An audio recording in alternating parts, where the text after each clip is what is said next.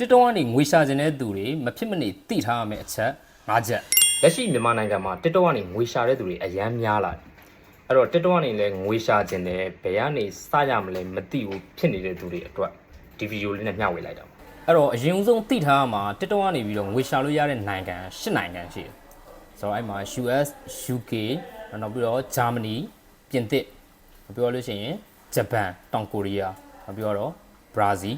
Mexico ဆိုတော့ဒီနိုင်ငံတွေကနေပဲဝေရှာလို့ရပါတယ်အဲ့တော့မိတ်ဆွေရဲ့ TikTok account ကဒီ၈နိုင်ငံတဲကတစ်ခုတော့ဖြစ်ဖို့လိုပါတယ်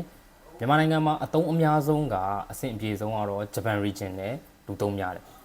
ဆိုတော့အဲ့တော့မြန်မာ account တွေရောမရဘူးလားဆိုတော့လုံးဝမရပါဘူး Japan region account ဖြစ်ယုံနဲ့ငွေဝင်ပြီလားဆိုတော့မဝင်သေးပါဘူးအဲ့တော့ငွေဝင်ဖို့အတွက်ကို monetization ရှောက်ရပါတယ်အဲ့တော့ monetization ရှောက်ရတဲ့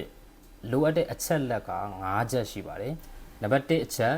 ငွေရှာလို့ရတဲ့ region တစ်ခုဖြစ်ရမယ်เนาะနံပါတ်2အချက်အသက်18နှစ်ပြည့်ရပါမယ်နံပါတ်3အချက် follower 1000ပြည့်ရမှာပဲနောက်နံပါတ်4အချက်ကတော့ကိုတစ်လအတွင်းမှာတင်ထားခဲ့တဲ့ဗီဒီယိုတွေရဲ့ view အဲ့ဒီ view အားလုံးပေါင်းက 100k 100k ပေါ့နော်ပြည့်ရပါမယ်နောက်နံပါတ်5အချက်ကတော့ passport ရှိရပါမယ်အဲ့တော့ဒီအချက်5ချက်ပြည့်စုံပြီဆိုလို့ရှိရင် monetization ရှောက်လို့ရပါပြီ monetization အောင်ပြီးသွားရုံနဲ့ငွေရတော့ချက်ချင်းဝင်လာမှာမဟုတ်သေးပါဘူးအဲ့တော့မိတ်ဆွေတင်တဲ့ဗီဒီယိုတွေကနေပြီးတော့တက်လာတဲ့ view တွေအဲ့ဒီ view တွေကို TikTok ဘက်ကနေ qualifying view အဖြစ်ထဲတွက်တဲ့ view တွေကိုငွေစပြီးတွက်ပြီးတော့ပေးပါလိမ့်မယ်အဲ့တော့ဒီ monetization ရှောက်တဲ့နေရာမှာအခက်အခဲရှိတယ်ဆိုလို့ရှိရင်ကျွန်တော်ရဲ့ account မှာလာရောက်မေးမြန်းနိုင်ပါတယ်အဆုံးထိကြည့်ရှုပေးတဲ့အတွက်အားလုံးကျေးဇူးတင်ပါတယ်